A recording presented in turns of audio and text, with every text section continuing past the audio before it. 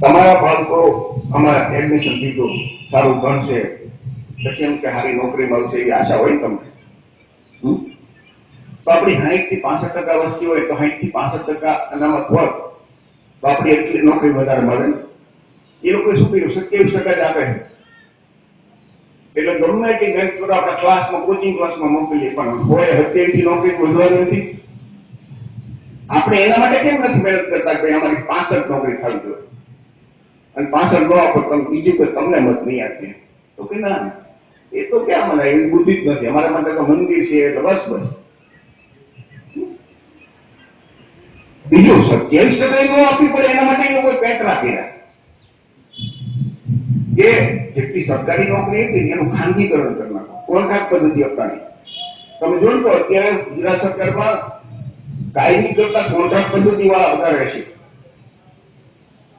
Nurse તમે જો તો પેલા સરકારી નોકરી હોય તો એની બિલ 40,000 50,000 પગાર હોય અને કોન્ટ્રાક્ટમાં એ લોકો રાખી લે સર્ટીમાં 8-10,000 આપે. આવી રીતે આપણું શોષણ કરે. બીજું ખાનગીકરણ કરી નાખે સરકારી નોકરીનું. તો કોન્ટ્રાક્ટર બધા તમે જોજો, એક કે આપણા ઓબીસી ના, કોળીના કે દલિત કે આદિવાસી નહીં હોય, બધા એના મામામાંથી ના. તો સરકારની યાર એ લોકો મિલીભગત કરે કે દર મહિને એ લોકો કરોડો રૂપિયા કમાય. એ લોકોને મહિને 18,000, 16,000, 17,000 મળતા હોય. એક ક્લાસ કે વ્યક્તિ ચૂકવે કેટલા? 10,000 કે 12,000. બીજા બધા અલગભાઈ ફેસ કે 20,000 આપે છે. આપે કેટલા? 8-10,000 આપે. તો બાકીના બધા ખાઈ જાય. બરોબર? એ પૈસા ક્યાં વાપરે?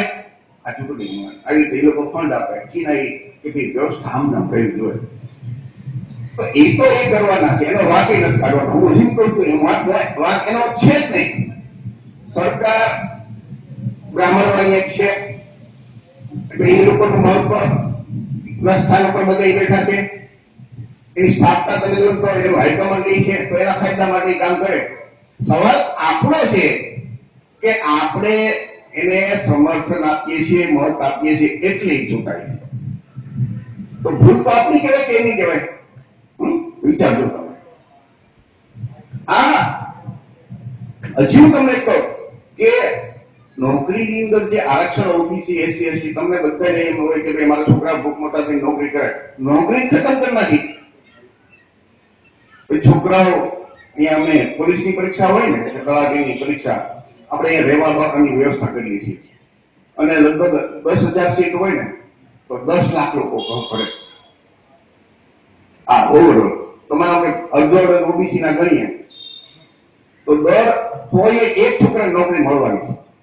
બાકીના બધા મહેનત કરશે ખૂબ, 99 તો નથી મળવાની.